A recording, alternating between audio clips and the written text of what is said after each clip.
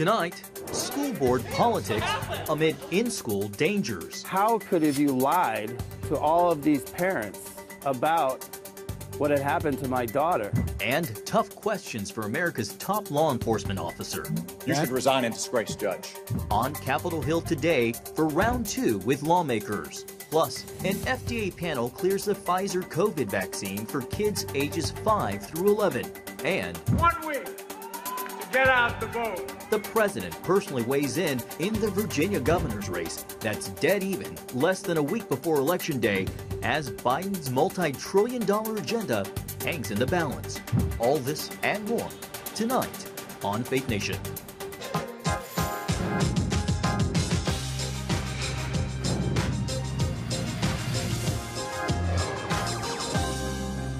America's chief law enforcement officer not backing down. Welcome to Faith Nation. I am John Jessup. Well, Attorney General Merrick Garland returned to the hot seat today on Capitol Hill facing questions about the politicization of the Justice Department. He refused to recant a DOJ memo that sparked backlash among politicians and parents alike. CBN's Tara Mergener joins us now. Tara, today AG Garland also declined to disband a task force formed to investigate threats parents make against school board members. And this is only adding fuel to the fire of criticism, Tara, that he faces, including allegations that he's tapped the Justice Department to intimidate vocal parents. Right, John. Lots of drama on Capitol Hill today. Garland says he did not use the word domestic terrorist when he wrote a memo to the Justice Department asking them to investigate threats or violence. And GOP lawmakers are among those very upset with him. Did you consider the chilling effect that this sort of threat of federal prosecution would have on parents' exercise of their constitutional rights to be involved in their children's education? Pushing back at pointed criticism from Republicans, Attorney General Merrick Garland defending his memo, asking the Justice Department to respond to threats aimed at school officials. I don't believe it's reasonable to read this memorandum as chilling anyone's rights. It's about threats of violence, and it expressly recognizes the constitutional right to make arguments about your children's education. Garland's memo followed one by the National School Board Association asking the feds to step in and included a reference to domestic terrorism. While the group has apologized, Garland has not. As this drama plays out, a protest not far from the Capitol. Moms for America and other organizations representing mothers from across the U.S. And I take full offense to the NSBA and the DOJ referring to concerned parents like myself as domestic terrorists. Demanding parents be included in curriculum and policy decisions like critical race theory. CRT is also Marxist ideology.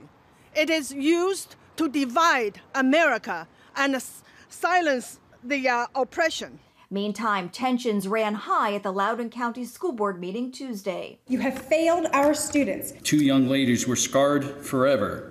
You were clearly aware of the sexual assault at Stonebridge. Her life has forever been affected. I have lost almost all confidence I've had in this system that I have championed for so long. Parents accusing Superintendent Scott Ziegler of covering up 2 sexual assaults by a 14-year-old student on school grounds and calling for Ziegler's and the board's resignation. The boy found guilty this week in the first case to be heard by a judge. Earlier this week, students staged a walkout. Resign or be removed. Shame on you. Garland was confronted on this issue, too.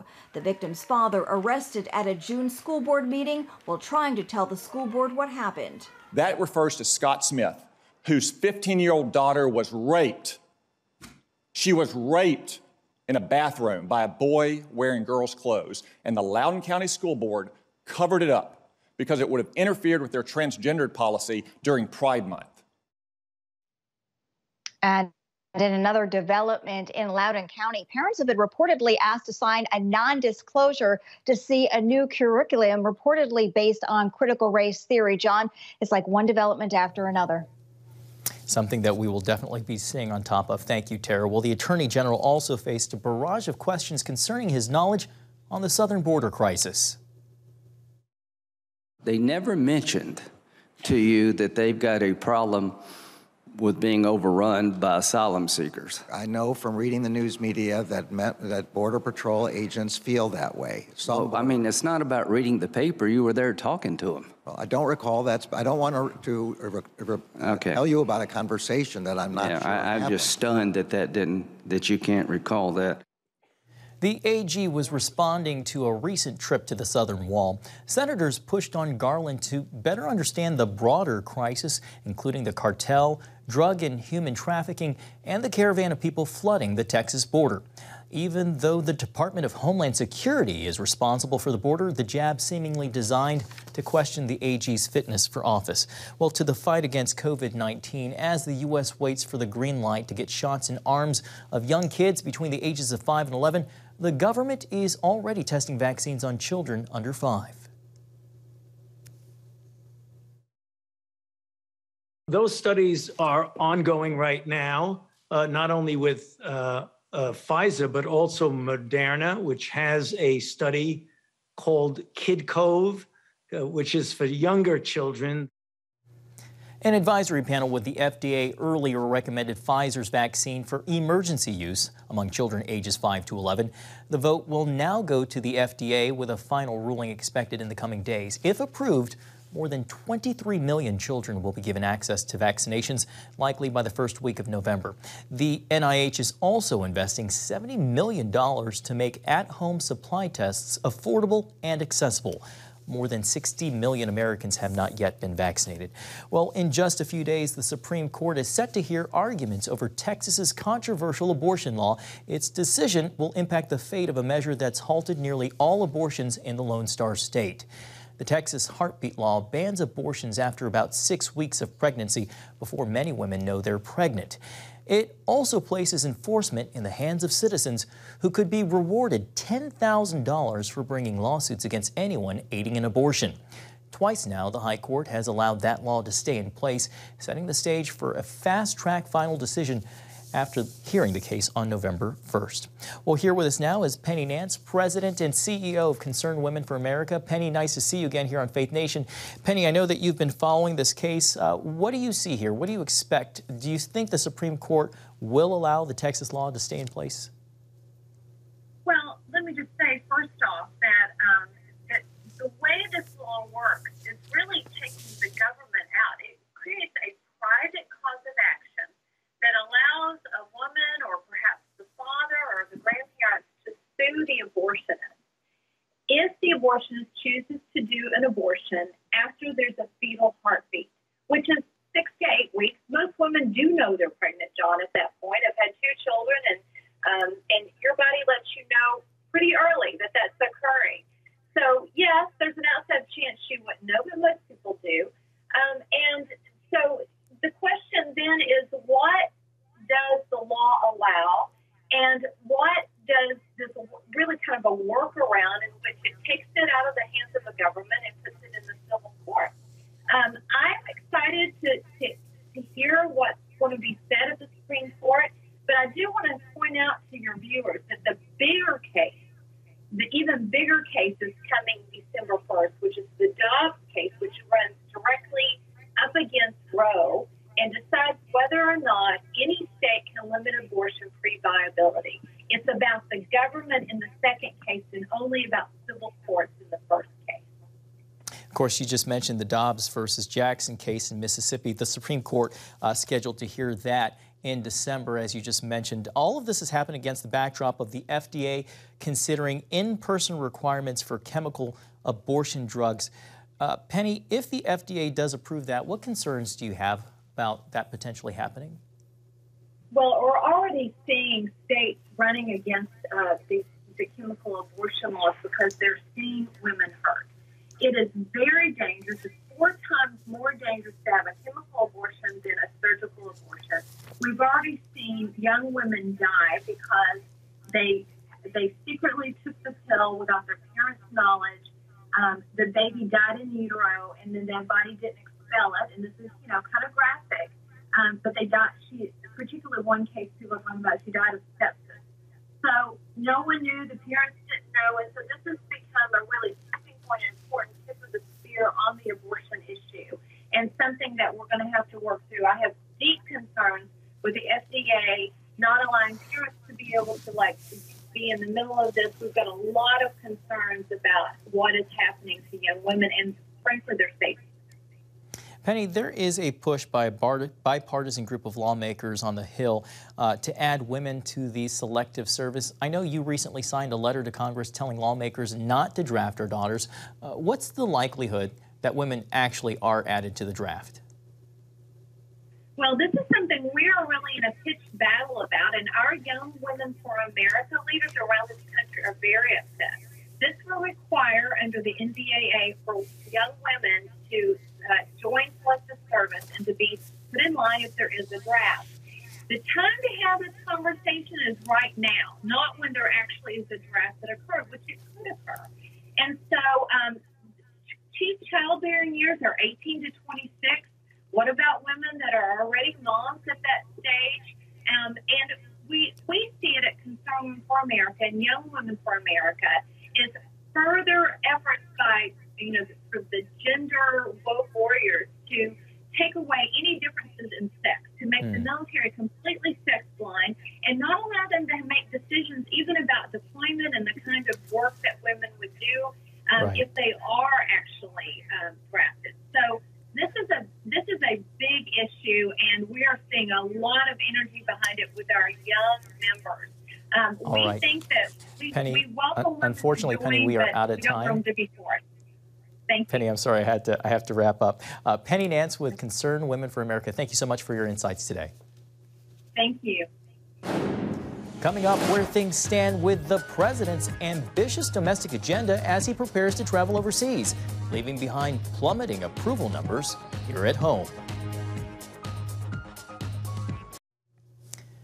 Well, welcome back. President Biden's multi-trillion-dollar agenda hangs in the balance as Democrats scramble to find ways to finance his plan to reshape the economy.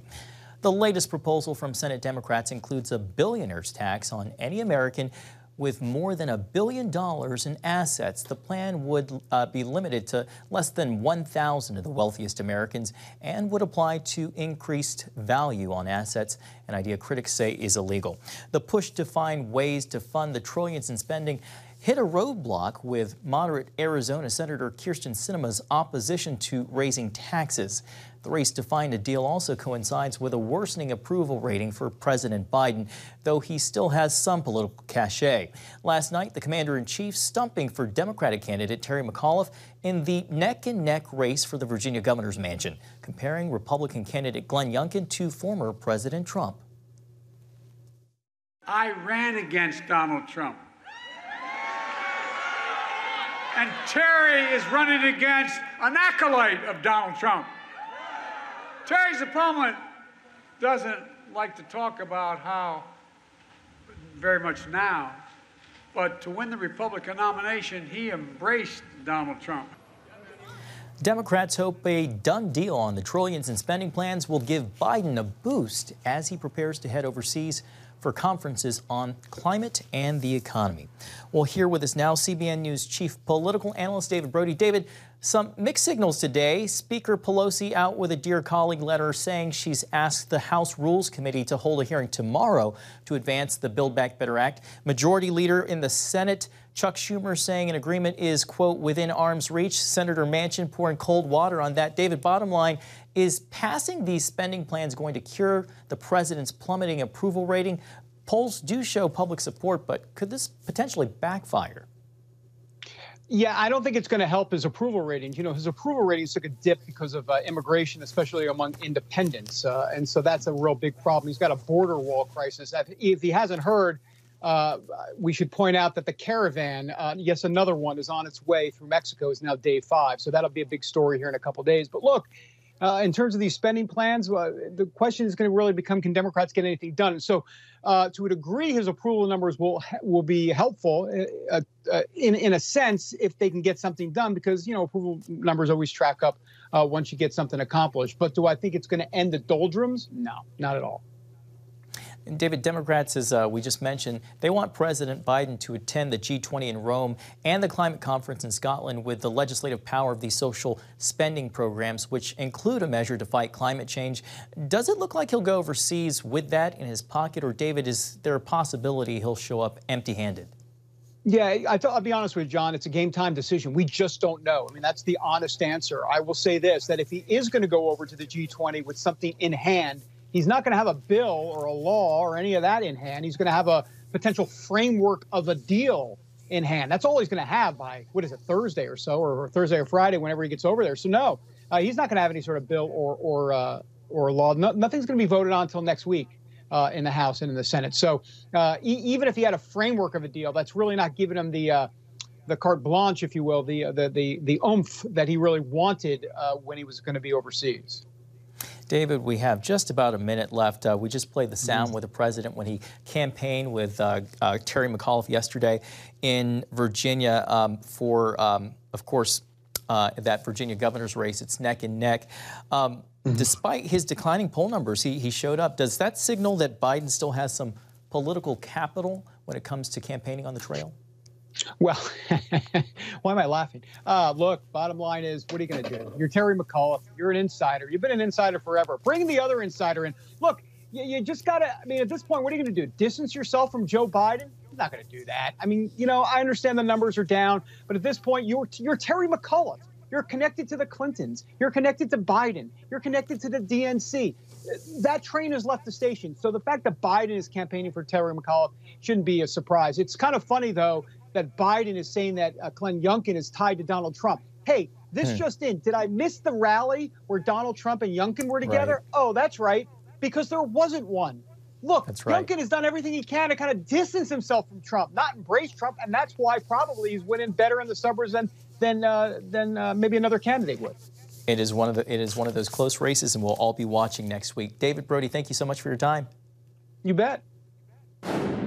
Coming up, the March for Life unveils its theme for the yearly event that draws tens of thousands.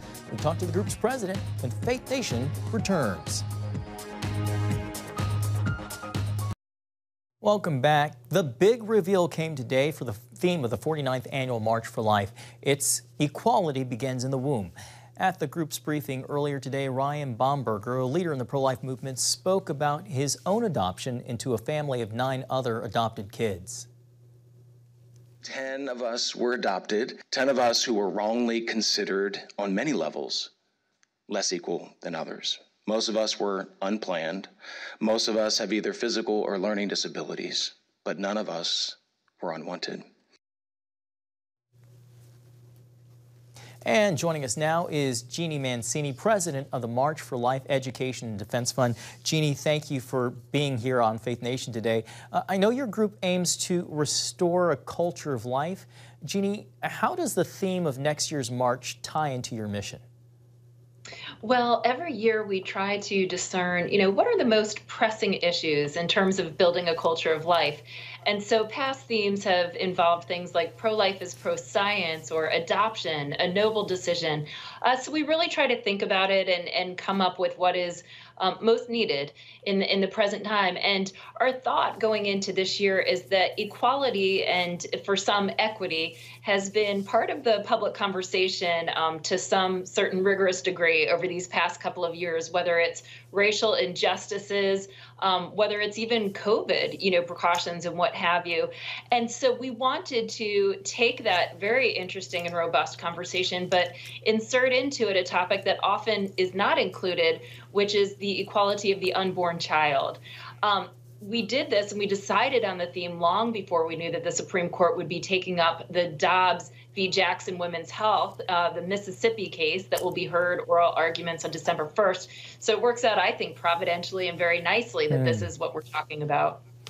Jeannie, on to the other case. A new survey from a pair of Texas universities shows 55% of Texans actually support the heartbeat law that bans abortion after 6 weeks. That's the baseline, Jeannie, for independence. When you do the breakdown according to the demographics, there's strong approval by Latinos, 58%, men, 59% to women, 52%. Among Republicans, 74% approval. Jeannie, these numbers, if true, seem to refute the idea, one, that the law is unpopular, certainly not in Texas, and two, the issue will help motivate Democrats in the midterms. Do these figures match what you're hearing and seeing? They do. So listen, what we're talking about here is that abortion, well, we're working for that day when abortion is unthinkable. That's really what we're talking about here. But when you consider what's before us, we, especially going back to the Supreme Court case for a minute, and then I'll back my way into the Texas law, we're talking about returning abortion to the states. In other words, letting the states make such decisions. So it doesn't surprise me in the least that the Texas heartbeat law, not SB8, which, by the way, most media outlets are reporting it because they don't want to use the word heartbeat. Not you all, thank you. It is popular with Texans. Of course it is. So anyways, as we're looking at this, I absolutely hope and pray that this is the year where abortion decisions go back to the states. Jeannie, we only have about a half minute left. Can you tell me about the mood within the pro-life movement, given that you have this Texas law and the Dobbs v. Jackson case coming up in December? I think both in tandem are rallying the grassroots. I can't remember ever seeing such enthusiasm or even personally having such optimism about where things could go legally at the end of this year. This is the Dobbs case in particular is just perfect in terms of a clean case going before the court. And then the Texas heartbeat law just shows us so much about the humanity of the unborn child. Have we ever heard people talking about that heartbeat so much at such an early stage? Jeannie Mancini with the March for Life Education and Defense Fund. Jeannie, thank you so much for being with us today. Thanks for having me. This year's World Series stirring rivalry not just between two Major League Baseball teams and their hometowns, but a bit of a family feud between father and son. We explain after this.